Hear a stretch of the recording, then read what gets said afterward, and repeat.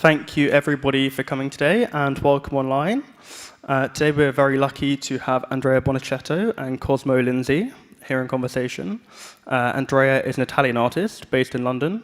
He's focused on the intersection of art and technology, specifically through blockchain. We also have Cosmo, who works for Studio Robert Alice, leading several projects there, and is also working on the most comprehensive publication to date focused on NFTs. I'll leave it over to you, Cosmo. Thank you for coming, guys. Thank you, Benji. Lovely to see so many of you in the room today, and welcome to everyone online as well. Andrea, firstly, congratulations on your new work. It's amazing. It's a real fusion of technologies and sort of mediums, etc. Maybe we could start by you telling us a bit about your journey and your sort of background and career as an artist. Yeah, for sure. First of all, thanks everyone for being here. My background is quite peculiar because I do not have a formal artistic background. I actually studied finance, economics. I came early into the blockchain space, and then I was doing art on the side, like for quite a long time.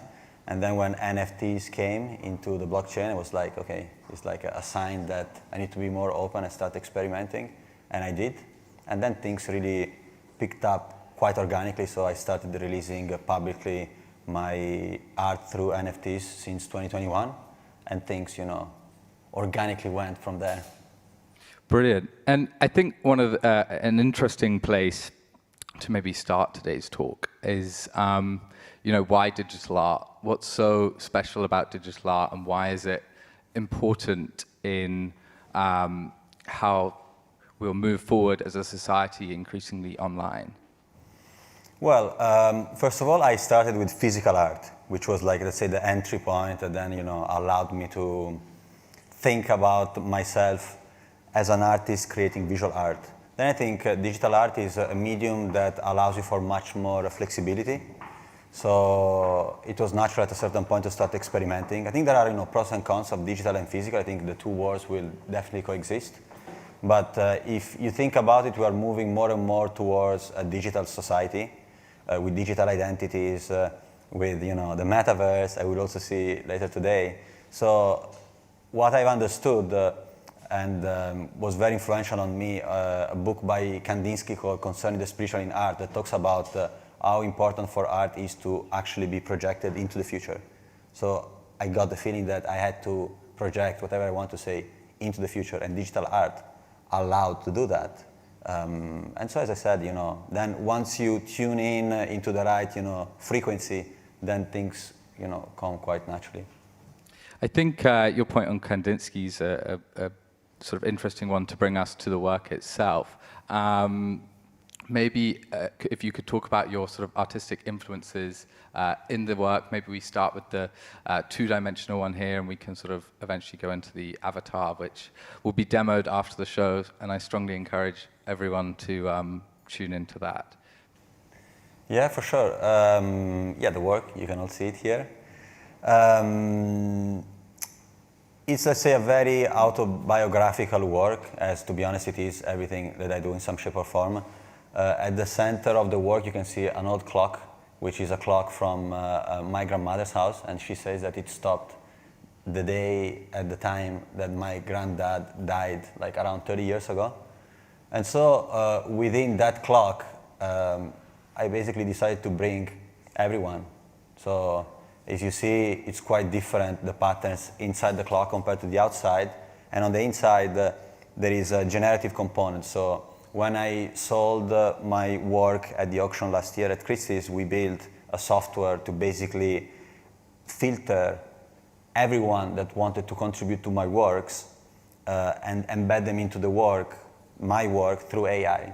So we created like this software that was taking images, words, whatever you wanted to share, and then would mix everything together and then embed them into the work in an abstract fashion. And this software, is still going, and I'm still feeding it with pictures from my, childhood, friends, like past works, anything. And it's a bit of like a mirror you can think of, but AI mirror that I keep having like conversations with. And so I embed that into this work as well, because conceptually, it's bringing all the influences that I had, all the people that were part of my journey into the work itself.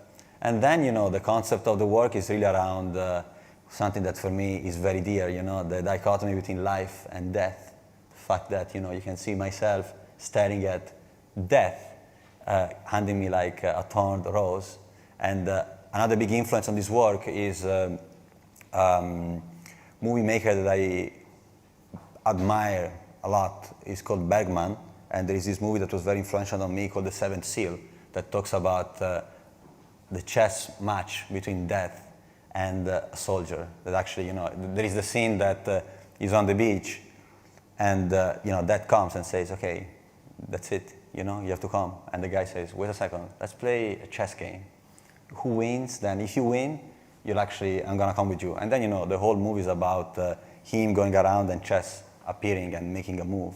So that battle that will, in the end, all lose, but throughout that time frame, that process, we try to be ourselves. And myself, I try to be myself through art by some extent. For sure. No, I think.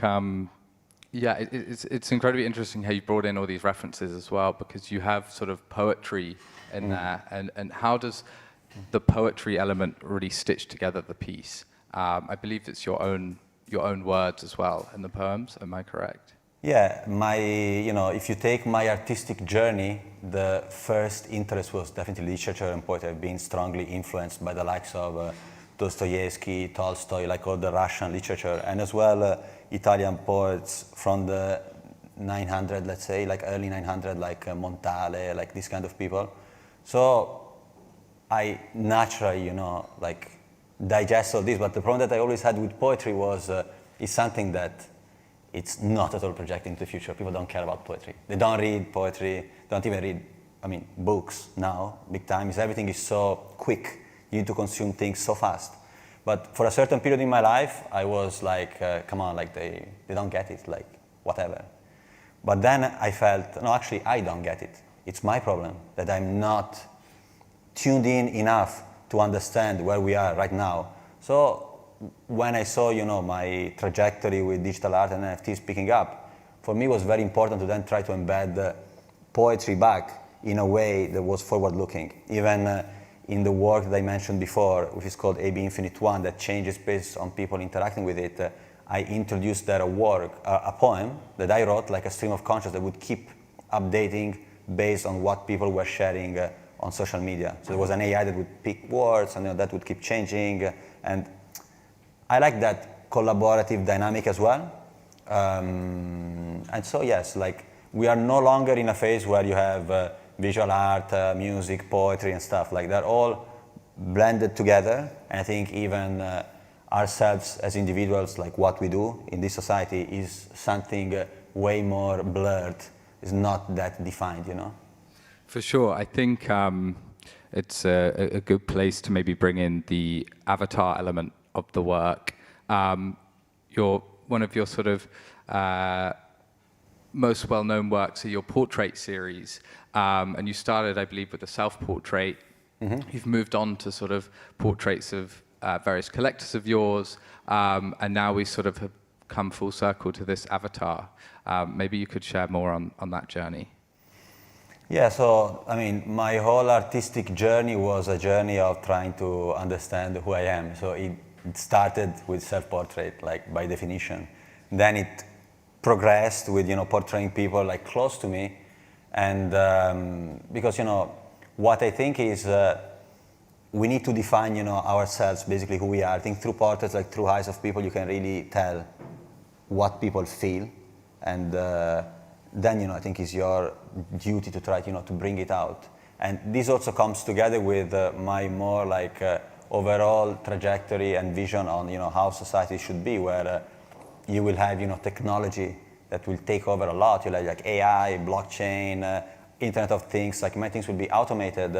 Probably you'll have instruments like universal basic income coming up at a certain point because people won't need to work anymore. So, the identity then needs to be defined through who you are. And I think art can play a very important role. So for me, portraying people was also trying to portray, the essence of people like as they are. Maybe, I don't know, you're a lawyer, but deep inside you are someone that maybe should be on an island writing poetry or do something completely different. So for me, it was very liberating to be able to portray myself and portraying people. And then the evolution from physical portrait to digital portraits to then what you see now, which is like a metaverse avatar, was basically the natural evolution of me as an artist and as well the evolution of society and technology coming all together.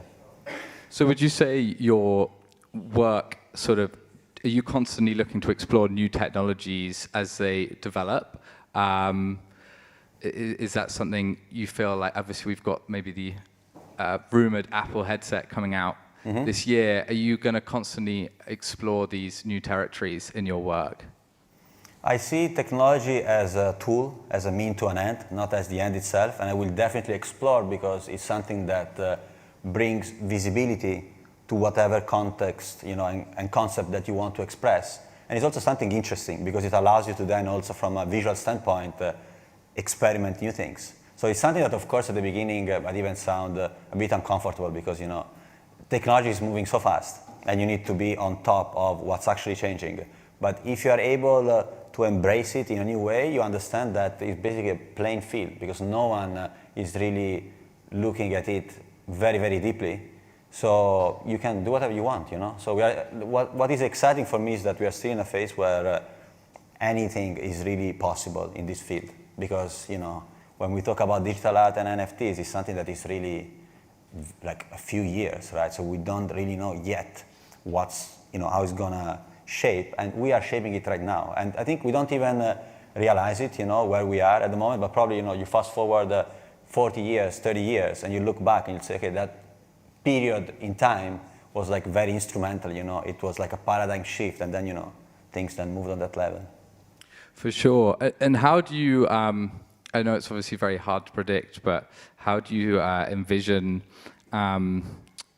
people engaging with digital art over the next sort of 5 years? I mean, your work has obviously been displayed in some incredible places, from Times Square to W1 Curates and so on. Do you feel like that's the kind of direction digital art is going in terms of sort of larger immersive installations, and is that something you're going to, a route you're going to go down?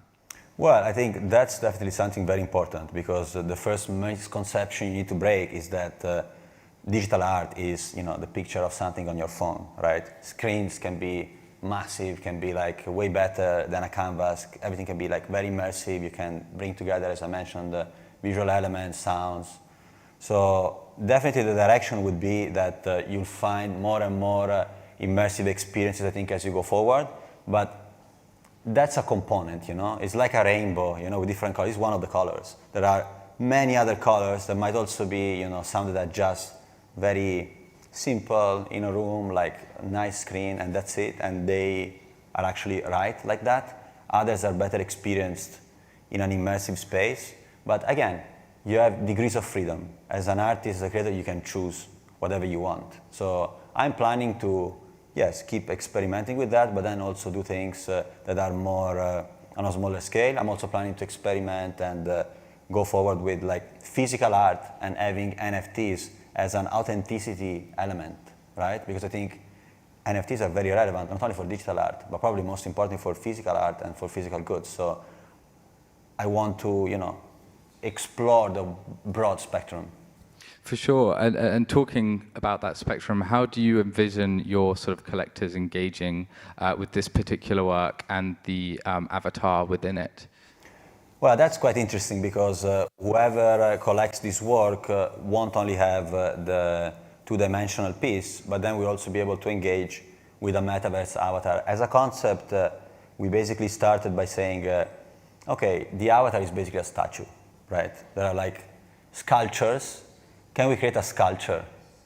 And then we did. And it's basically, you'll see like a gravestone sculpture with my patterns engraved.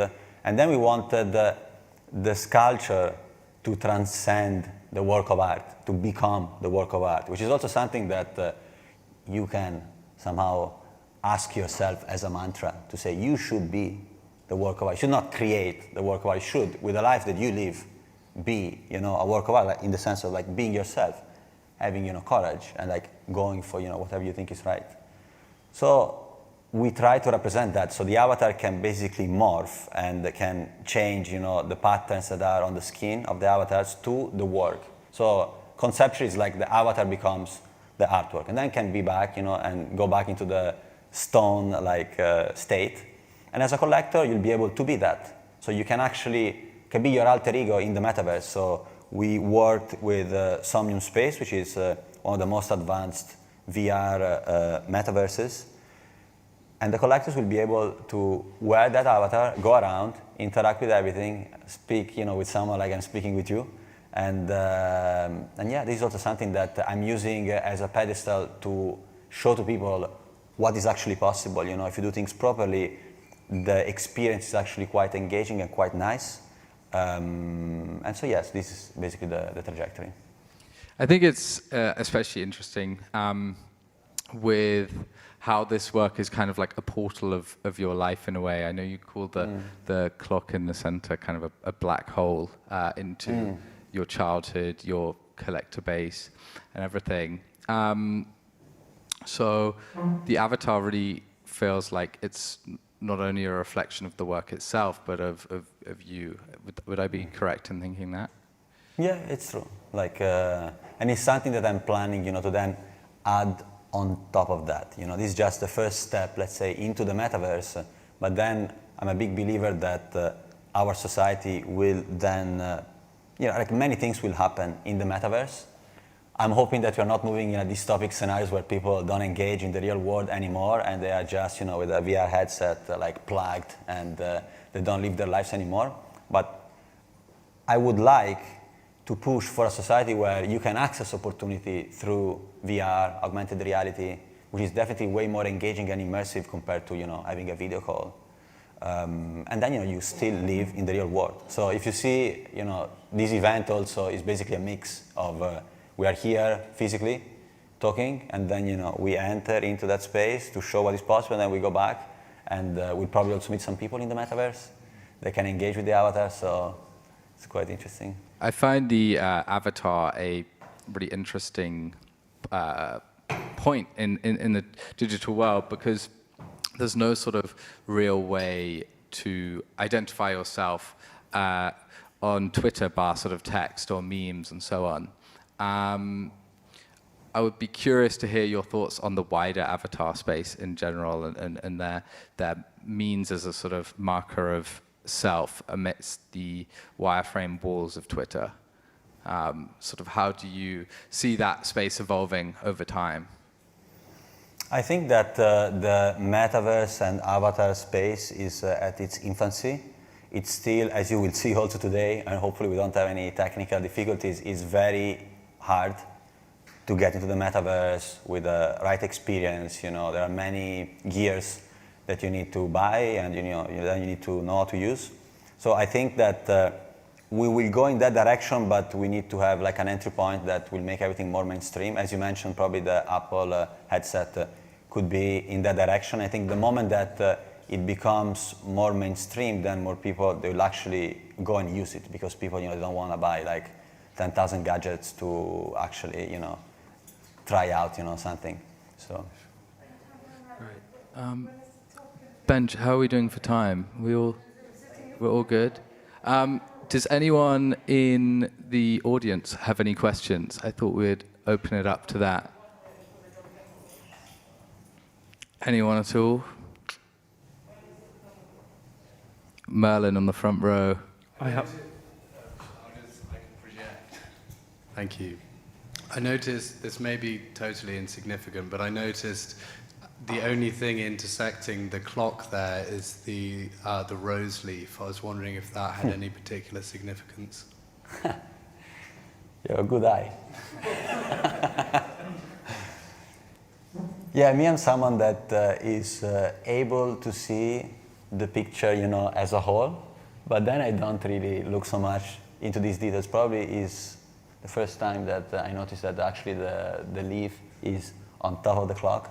But, it's also something that gives it a bit of, as you see, the clock is not even. like voluntarily is like a bit tight. So I didn't want to make it perfect.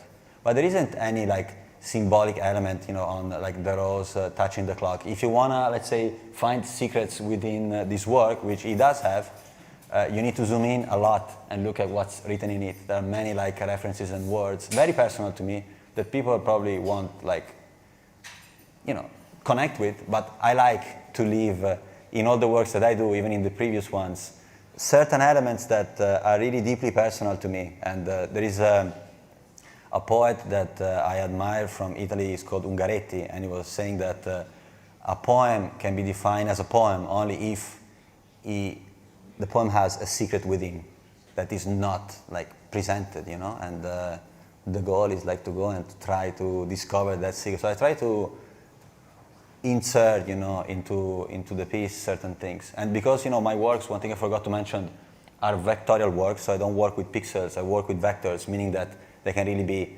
gigantic if you want.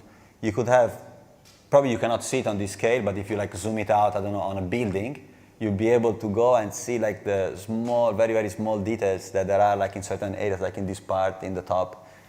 So yeah, there are, it's like a puzzle. Maybe whilst we're touching on that, we could talk a bit more about your process and the different tools you use and how our work is made. Yeah, so I start normally with an iPad Pro, I have, the big one. And yeah, I literally like hand draw the whole thing. I don't use any pre-existing assets. And then again, I color with the iPad, and then I move it on the desktop.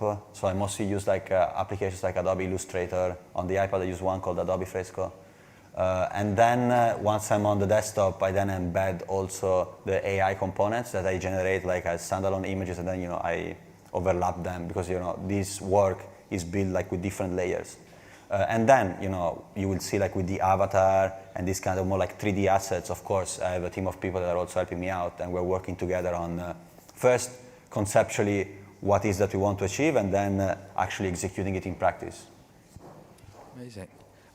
Does anyone else in the second row? Here we go.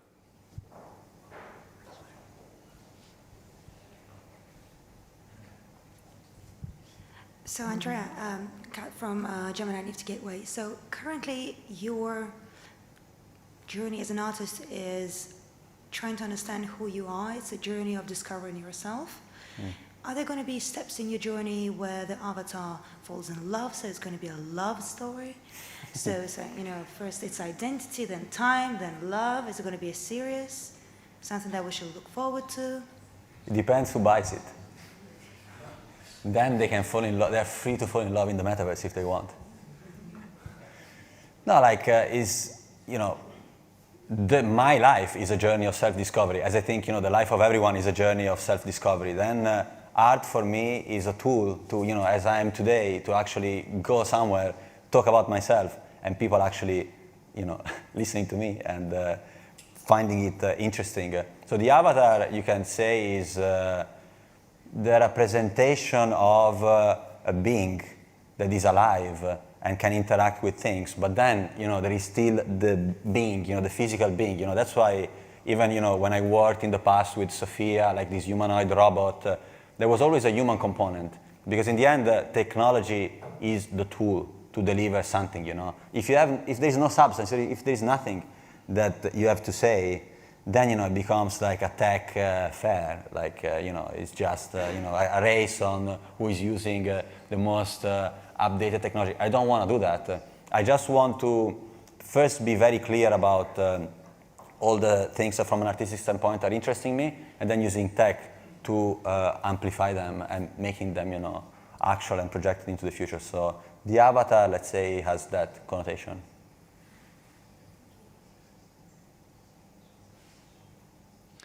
Any other questions from the audience? I have one. Go for it. What is next? What's your next venture?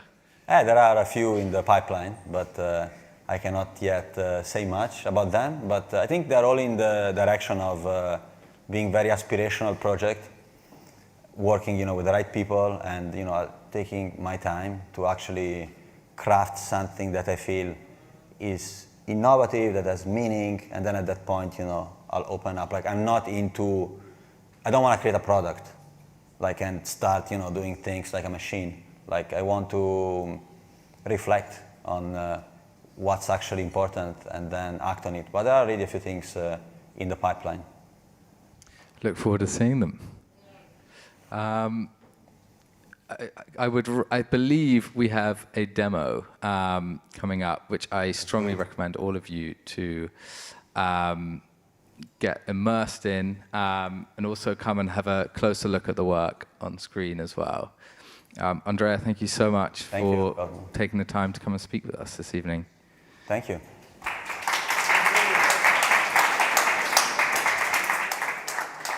Let's do the demonstration.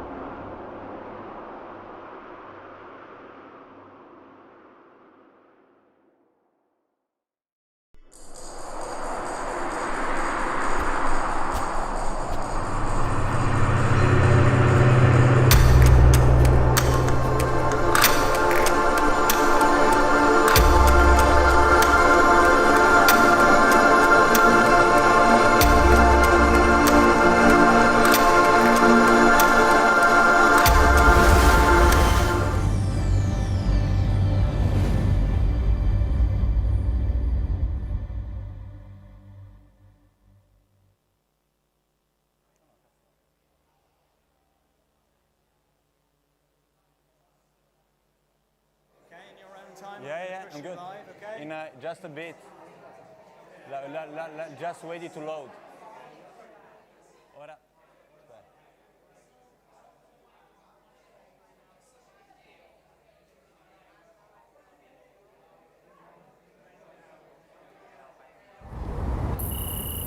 Eccomi. Vince, mi senti?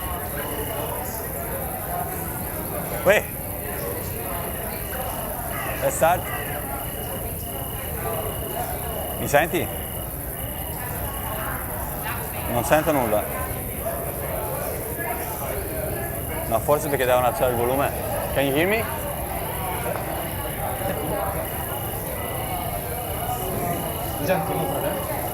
Vince?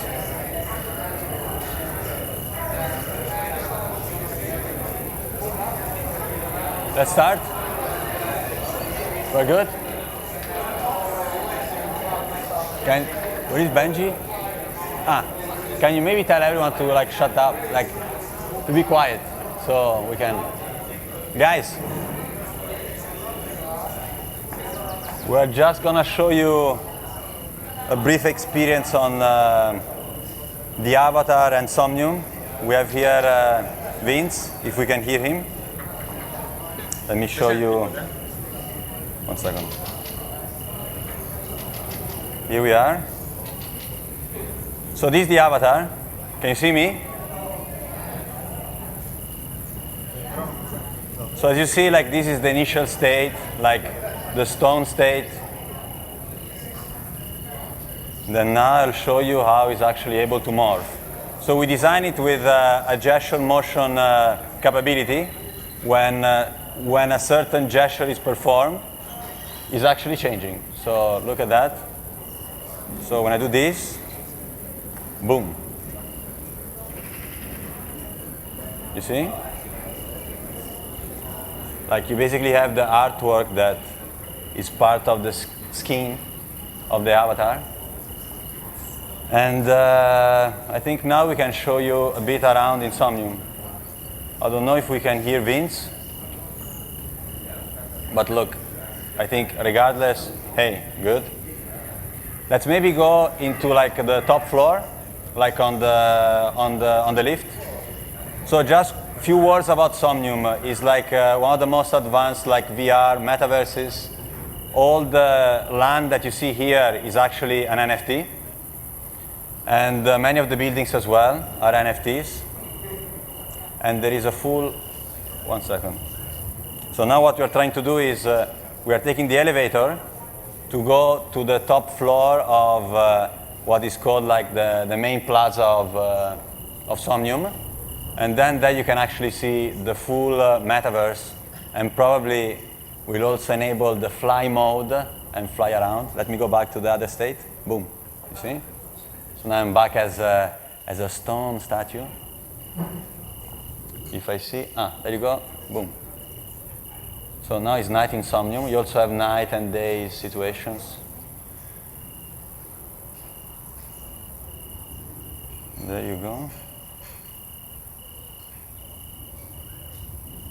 So now we're going up, up. Perfect. So here, just to show you a bit around. This is part of Somnium. And so you see, one important element to consider is this. You know, many times there are misconceptions around the metaverse because they talk to you about the metaverse and they say, you know, it's a metaverse, whatever. But in reality, you know, it's just like a VR representation. Like this is actually a real metaverse. So if you now log into Somnium and you wear your VR headset and you connect, you'll actually be able to see me and, you know, to come here and to interact with me. And as you see, there are also some very interesting like architecture components. These are like all artists, creators that they create, you know, their own buildings on the lot of land that they own, and they can do whatever they want. So, shall we maybe show them how you can fly? Yes. You want to see? Yeah. Let's do a bit of a Superman situation. So, what you're gonna do now? One time, there is a very close friend of mine that I tried him to actually go to that island that you see, and there is also a rope. I don't know if you can see it. And he was actually, you know, climbing through the rope, and he was having vertigo. He was sweating like crazy. So, 1 second. Let me enable the fly mode.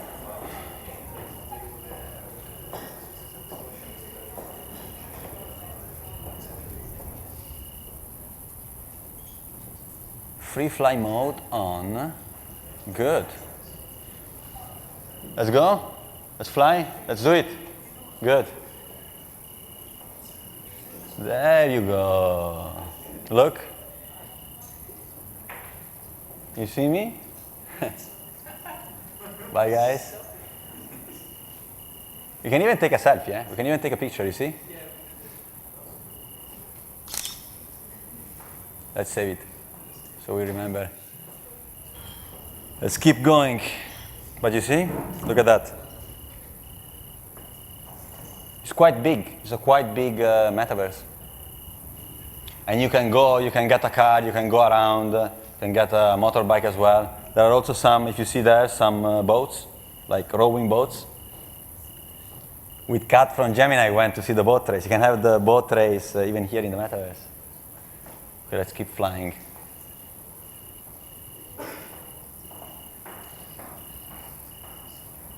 You see, this is a floating island. It's one of, my favorite spots in Somnium. We're getting there. Also, you know, it's a place where you need to walk quite a bit if you want to reach, like, certain parts, as in the real life.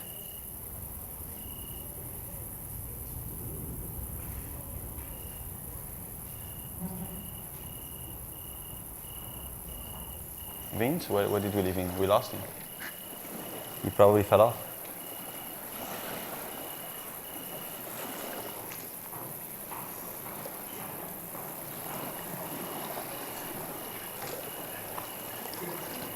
We're getting here.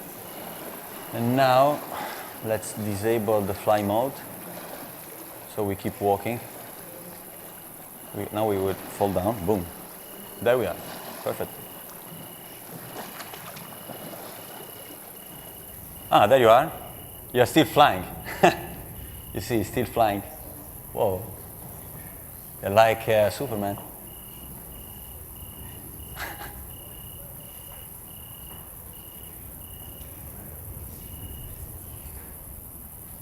But I mean, this was really to show you, what is possible and things that you can do. And look, you also have the whole other side here with even more stuff. And it's quite high.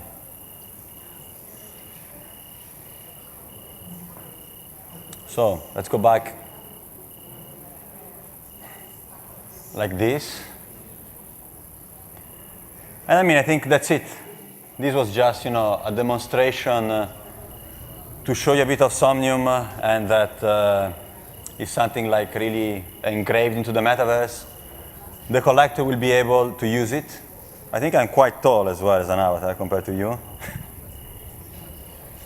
and yeah, so hopefully like the collector that is gonna get it will also move around and start engaging with this in Somnium. There are like events and activities, there are disco clubs, there is like all sorts of things that you can try. And you can also meet quite interesting people sometimes, because of course like it's a very global community from all over the world, and there are all sorts of people. So Vince, thanks for coming in. I think we can leave. Bye, my friend. Ciao. Bye, guys. Let's take a picture together, man. And I already left.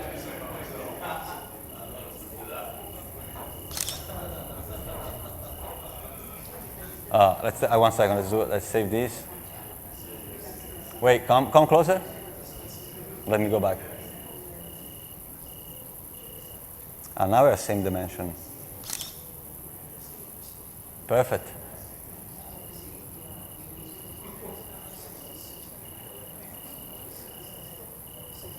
Save it. Good. Done. Thank you. See you, my friend. Bye. Bye, guys.